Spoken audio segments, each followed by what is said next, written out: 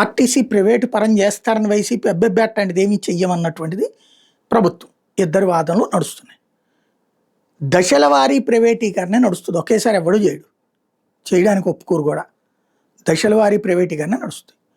ఇప్పుడు చూడండి, ఇదివరకు విజయ డైరీ, సంఘం డైరీ ఇట్లాంటివన్నీ ఏంటి, ప్రభుత్వ సహకార సంఘాల ఆధ్వర్యంలో జరిగాయి. అప్పుడు ప్రైవేటీకరణ జరుగుతోందని పాప ఆ సంఘాల వాళ్ళందరూ గొడవ చేస్తే, ఎవడు చెప్తాడు, అబద్ధ ప్రచారాలు, తప్పుడు ప్రచారాలు చేసేవాళ్ళ సంగతి తేలుస్తామన్నారు. తర్వాత ఏమైంది, ఇవాళ ఎవరి చేతిలో ఉన్నాయి?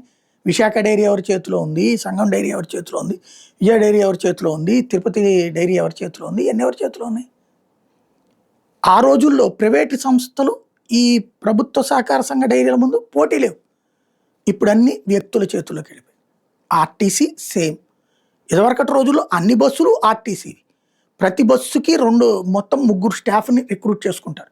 ఒక డ్రైవరు, ఒక కండక్టరు, ఒక అడిషనల్ ఎంప్లాయ్, లైక్ డిపోలో పనిచేయడానిక, లేకపోతే కనుక ఒక క్లీనరా, ఈ టైపుకి 3 రిక్రూట్మెంట్ ఉండేది.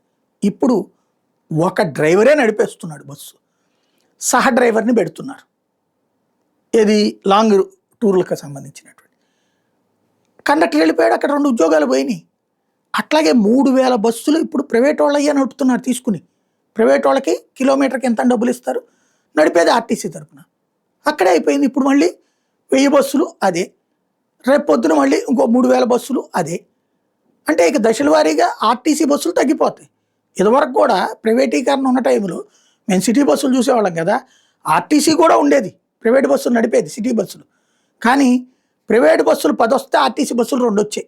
బస్ పాసులు తీసుకున్న కర్మగానికి మాకు తెలుసు అనమాట. అప్పుడు తర్వాత జాతీయీకరణ చేయడం వల్ల, ఆర్టీసీ జాతీయీకరణ చేయడం వలన బాగుపడ్డాం. అప్పుడు ఇచ్చిన పాసులతో సంతోషపడ్డాం. కాబట్టి ఇప్పుడు ప్రైవేటీకరణ జరగట్లేదు, కానీ జరుగుతుంది.